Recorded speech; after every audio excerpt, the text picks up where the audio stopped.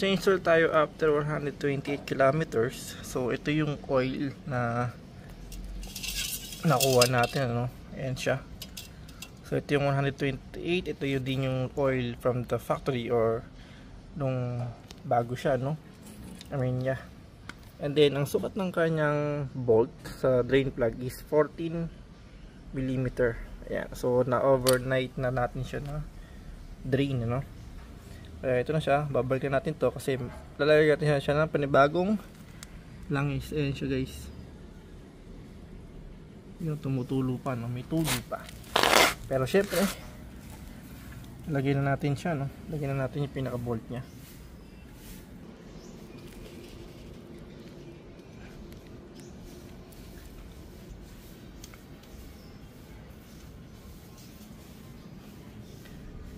Yan.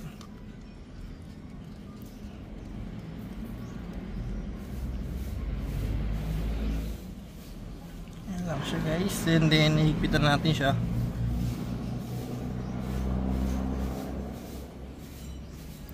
Okay.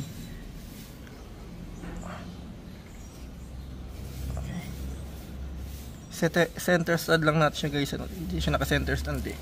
Okay, guys, ito gagamitin natin yung pinaka 14 mm.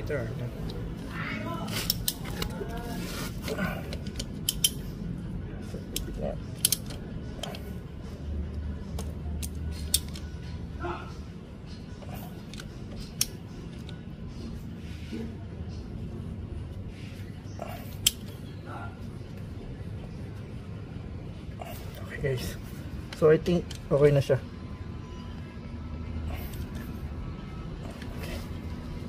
Para may pit-pit na siya. Then guys, yung gagamitin natin yung langis sa kanya, syempre buha tayo. Guys, ito dito guys is 1.3 ml, no? 1300 ml siya. Ito yung gamitin guys na Petron Sprint 40, no? SR100 pang ating change oil. Yan. So syempre maglalagay lang siguro tayo dito guys is for me 1.2 na lang siguro guys, no? Hindi siya 1.3 ml, no?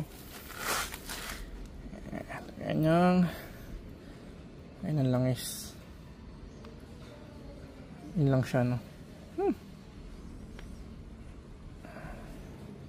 Kaya napaka maganda kasi 1.3. Lagyan lang natin siya dyan. Oops. Feeling ko pa natin tanggalin na to, no? Kasi mayroon siyang tube eh. Ilagay na like na siya dito. Pero ano, punasa mo natin siya, no? So ito guys, naalis natin yung pinakalagay niya ng langis na yung kanyang imbudo. So ito yung Petron Sprint 40 SR100 CA40 monograde para sa ating Suzuki Raider 150 Fi. So ito yung ating pan change oil, no? Ayan. Okay. Ayan. Okay. Lagyan natin siya, no? First change oil after 128 kilometers.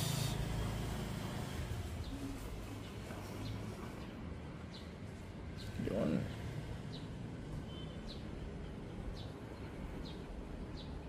Okay.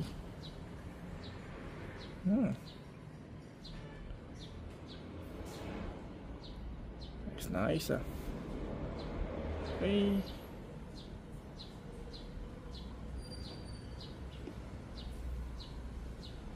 Okay.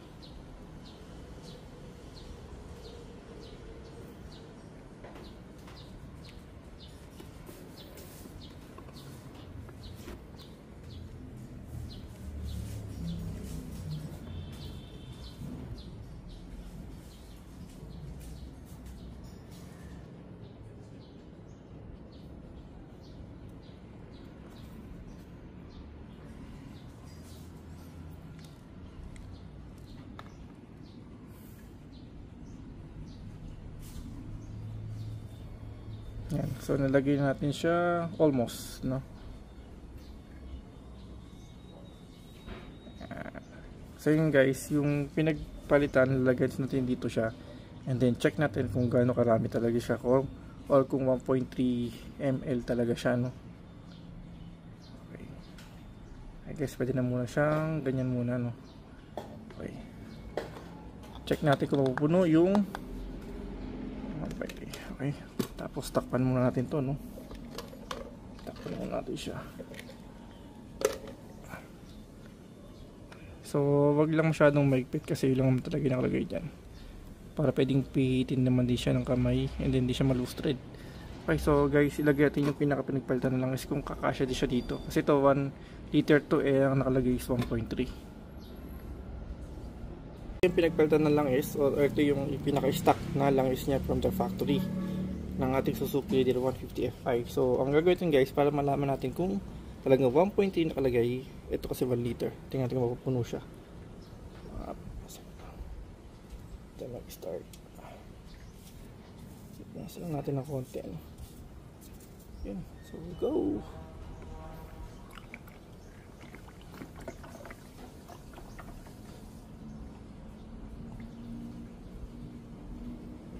Uy, ito guys, almost 1 liter na to. Tama nga, no? Nakaligit, gumit kumulang siya na 1 point something or 1.3. Kaya palang dami niya, you know. So yes guys, totoo nga, may gitna na siya, 1.3.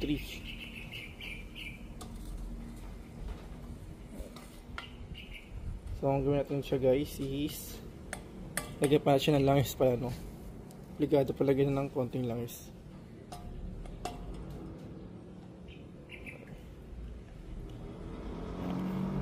Okay, so syempre 1.3 yung recommended, and then yun na nga, nalaman natin yes, abot nga siya ng 1.3 yung nakilagay sa kanyang stock. So mag-add pa tayo at least for me 1 to 50.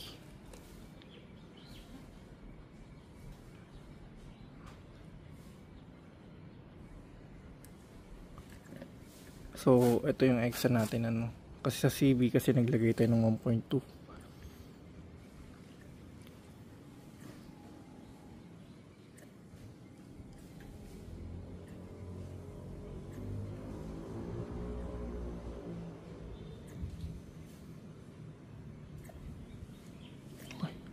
So ano siya, okay, so 1 to 50, yan, 250 ml siya. Ito yung packet ni panukat.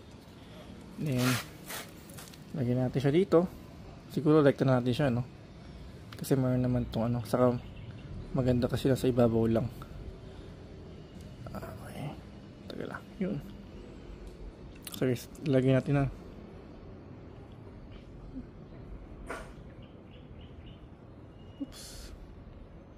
Yun, natulo na.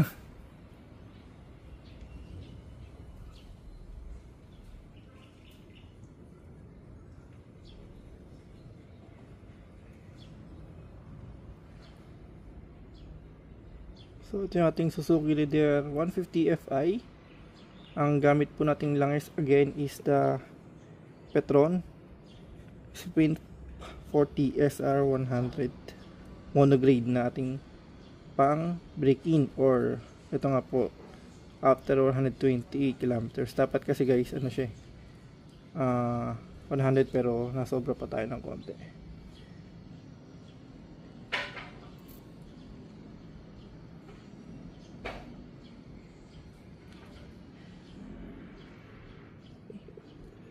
So I think okay na siya guys, no?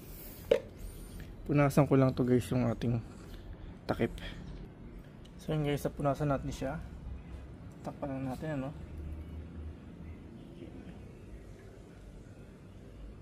So bali kamay-kamay lang, no? Okay. Okay, so ngayon guys, nakapag-change ulit tayo, no? After 120 kilometers using the Petron Sprint 40 SR100 SA40 monograde. So naglagay tayo ng 1.1 250 ml. So 1.250 ml nilagay natin guys. Pero recommended niya is 1.3. But for now, break in, yes, 1.250.